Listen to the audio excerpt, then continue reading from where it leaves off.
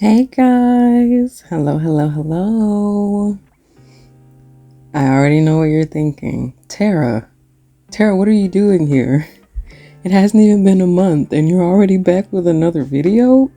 Are you okay? Should I be concerned? And my answer to that is no, you shouldn't be concerned. I am perfectly fine. I've had fun uploading the past two Speedpaint videos, and I want to keep doing it while the energy is here. So, hello to anyone new who might be watching this. My name is Tara, and my thing is I post Speedpaint videos, and I ramble over them while they play. Sometimes I talk about what I'm drawing. Usually I just talk about the characters. And sometimes I just talk about whatever. So if that sounds like something you might be interested in, please, by all means, stick around. So what are we working on today? This was a very random, unexpected drawing of two characters from my comic. And these past few videos, I've been introducing new characters that I've never, really shown before. But these guys, they are not new. They're actually pretty old. Hiroki, the little one down there sitting, I've had him for like 3 years. And Catasia, the lady I'm drawing now, I've had her for like, I think going on 7 years. So they're not new, which is why we're not doing like a little concept art chibi thing for reference, because we already have references. You can literally tell by Catasia's references looking at it, like how my art style has kind of changed a little bit. So like, yeah, that's an old drawing. I actually was not planning to do all this with this drawing. I just said it was unexpected. It started off as just a drawing of Hiroki, and I kept thinking like, man, this is a boring picture. How can I make this more interesting? And I just kept adding and adding and adding. Like, okay, what if I add a couch? Okay, it's a little more interesting. What if I add a whole nother person? Well, who can I add? And then Catasia came to mind, because they do interact with each other in the story they are in, albeit not super extensively. So like I said before, and I've mentioned in other videos, I have a webcomic. It's on Webtoons, right?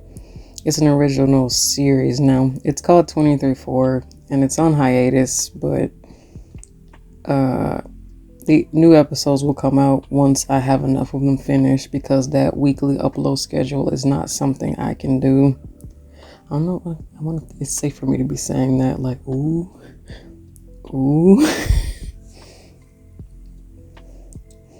But yeah, that weekly upload thing, I don't know who came up with that, but I wish they hadn't, because But in any case, it's on hiatus right now. It'll be back when I have a whole bunch of episodes, to the point where that crazy weekly deadline won't matter to me. So that might be, I don't know when. I don't even have a date, but I work on the comic all the time. That I don't want to talk about it, because when I talk about the comic, I get depressing. Which isn't the vibe I want to bring to the video today. So I think what I'm gonna do is steer away from that. But I'll go ahead and put a link to the comic in the description if you want to go look at it. But no pressure by any means. Talking about these two is gonna be like difficult, because like I don't want to like go into so much detail that I spoil something from the comic, but at the same time, it's like, see, I guess I'll say this: if you're following the comic, you really don't want to get spoiled on anything, I'll just say mute the video. Okay, just turn off the sound button, and like, don't quit watching it, because you can still look at the pretty picture getting drew in the background. No, did nobody tell you to go nowhere? Don't leave. Nah, sit down. But like, you can just turn the sound off, and like, don't have the captions on, or like plug your ears. Okay. like, there's nothing going on that's like super spoilery anyway, but it's just like, I feel like to talk about them at all, I do have to give away a few things that have not been revealed in the comic yet, but none of the things I give away will be like serious plot relevant things, but just anybody who might be following the comic and watching this, if you don't want any type of hint about anything, just mute the video. Okay, I'm gonna give you like, I'll give you like 10 seconds, okay? 1 Mississippi, 2 Mississippi, 3 Mississippi, 4 Mississippi, 5 Mississippi, 6 Mississippi, 7 Mississippi, 8 Mississippi, 9 Mississippi, 10 Mississippi. Okay, you muted. I hope you muted. If you didn't, I don't want to hear nothing from you because you had time. I gave you Mississippi seconds. I gave you all the time in the world. Okay, anyway. Hiroki and Catasia, what is their deal? Okay, so I'm gonna start with Catasia because she's my favorite. Okay, I love Hiroki too. They're both my favorite. Did I just say I like Catasia more than Hiroki? Isn't Hiroki like a central character in the comic? I love Hiroki too, don't get me wrong. I love Hiroki a lot. That's one of my sons. Okay. He can't hold a candle to Eden, but I love him too. But anyway. Alright, so 23-4, I have to get some context. It takes place in heaven. It focuses on angels and their, specifically death angels, but just to lay that out, the main setting is heaven and it takes place there, and there's like angels in their little society or whatever. So Catasia, her big thing is that she walks around heaven and she looks like an angel and she talks like an angel. She looks like an angel. Let me stop. But she's not an angel. She's not a demon either. She's something different entirely that's not relevant to the plot of 23-4, but it exists. Because I have to say, the thing about 23-4 is that it is just one story that takes place in a universe where there are tons of other stories going on. It's just 23-4 happened to be the one that got made into a webcomic. So that. And Catasia, she's not an angel. She's a different type of spiritual creature, but she goes around looking like an angel, posing as one, so she can like be in heaven. Why is she up there? Because it's chill, okay? And it's kind of her job to be there. But again, we're not going to get in, I don't want to get too far into the details, but Catasia's thing is that she's basically a fortune teller. And in the Holy Kingdom, fortune telling is very illegal. Like, you can get locked up in jail for it. Like, they don't play about that. You ain't supposed to be out here fortune telling. That's evil. Let them tell it. But she's still a fortune teller, but she just does her work in secret. And there's like a secret ring of people who do like fortune telling. But to fortune tell, you have to be able to read stars. You have to be like a star reader, which is what they're called in like the story. And it's a skill anybody can learn with like enough studying or whatever, but it's not something that's practiced or taught because, you know, it's illegal in most places.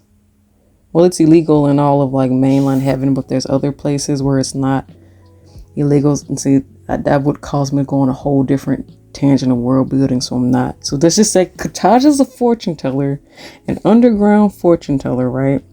To keep it simple, that's how she makes her money. She can read stars and tell you your future and tell you your past too if you want to go back and look at it for some reason. And she belongs to like this underground ring of fortune tellers, and that's just kind of what she does. And she also kind of like, she does a few other things to like make money. Like she dances and she sings. Like she also like does like games. Like kind of like gambly type games that could get her locked up if she ever got caught. Like Catasia thinks that she lives in heaven, but she does not follow the rules. She's kind of living on the edge, but she does what she wants, and she's cool and she's pretty and we love her. Okay, that is mom. That is mother. We love her. Okay. Okay, not mom, not mother, but we love her. Okay, best girl. Anyway, she ends up, her like relationship with Hiroki is that Hiroki gets accidentally involved with her and the other fortune tellers, because Hiroki can technically fortune tell like she does. He doesn't know how, but he knows how to read stars, and he gets caught reading stars by like heaven authorities, and he gets locked up for a minute. And Catasia's boss, who like, you know, shelters the fortune tellers and gives them a means to make money doing their illegal skill, he bails Hiroki out. Initially, he was going to offer him a job as like a star reader, but after seeing that he's like a foreigner, like from a, well, technically Catasia and her boss are like foreigners in heaven too, but because Hiroki's like a different type of foreigner, the boss is like, I don't really know him like that. I don't think we can trust him. He might snitch on us. And then Catasia's like, he won't snitch. Give him a job. And Hiroki, like needing a job, is like, yeah, can I actually get a job? That would be nice. I actually really need the money because my job as a death angel does not pay. And through that, becoming employed under the same guy, him and Catasia, so they become co-workers, and Catasia basically teaches him how to use his star reading to tell the future. And it's like the thing about star reading to tell the future is it's really, really, really, really hard to do. Just because you can read the stars don't mean you can read the stars well enough to tell somebody's future accurately. So what Catasia has basically taught him how to do is to just kind of fake it. You know, it's easy to look back and read somebody's past. So basically what she's like taught him to do is like, okay, look into their past and tell them their past so they believe that your skills are real, and then gauge their reactions and figure out what it is they want to hear about their future and tell them what they want to hear. Don't tell them everything they want to hear, because then they'll just never come back and get their fortune told again. Tell them just enough to make them feel like they're making progress, so they pay you and leave and come back to get their fortune told again. So she basically like holds his hand and just teaches him how to be a little fortune teller so he can make, you know, some decent fortune telling money. And she kind of takes like not quite a motherly role, but like a big sister type role, because Hiroki's like he's like a straight-laced baby. Like he's a fussy baby, but he's a fussy like straight-laced baby. Like he has no, like, I would say, street sense. He's not as bad as Eden, but he's not that good either. And Catasia just kind of takes them in. And to stop talking for a second, can I just say, when I was working on this, I said, I'm not going to shade this. Because I made a stance a couple days ago. I said, I am done shading.